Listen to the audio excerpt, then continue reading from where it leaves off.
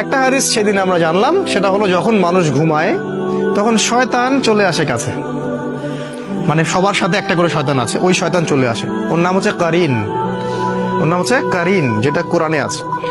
সে এসে এই যে আমাদের গর্দান আছে, এই গর্দানের মধ্যে 3টা গিট দেয়, 3টা গিট দেয়, এবং প্রতিটা গিটের সাথে সে বলে তোমার সামনে দীর্ঘ রাত, তুমি ঘুমাও, তোমার সামনে দীর্ঘ রাত, তুমি ঘুমাও, তোমার সামনে দীর্ঘ রাত, তুমি ঘুমাও, আরামে ঘুমাও। রাসূল সাল্লাল্লাহু আলাইহি ওয়াসাল্লাম বলছেন, যখন বান্দা যদি ফজরের আজান শুনে উঠে যায় তাহলে একটা গিট খুলে যায়, যদি সে ওযু করে তাহলে আরো একটা গিট খুলে যায়, আর যদি সে জামায়াতে এসে সালাত আদায় করে তাহলে 3টা গিটই খুলে যায়। আর যদি এটা কাজ, এই 3টা কাজ আমরা না করি, সকাল 8টা 9টা 10টায় উঠি, তাহলে 3টা গিট নিয়ে সকাল করবে সে।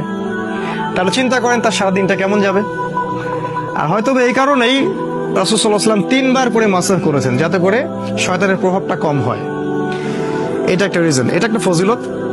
আর আমি যেই কথাগুলো বলছি, এই যে ফু দিয়ে মাসাহ করা, আবার গিটের কথা, আমাদের মডার্ন সো কল্ড এই যে ওয়েস্টার্ন সিভিলাইজেশন এবং সায়েন্স এগুলোকে অস্বীকার করে, এবং এই কথাগুলো আমাদের স্কুল কলেজের প্রফেসররা শুনলে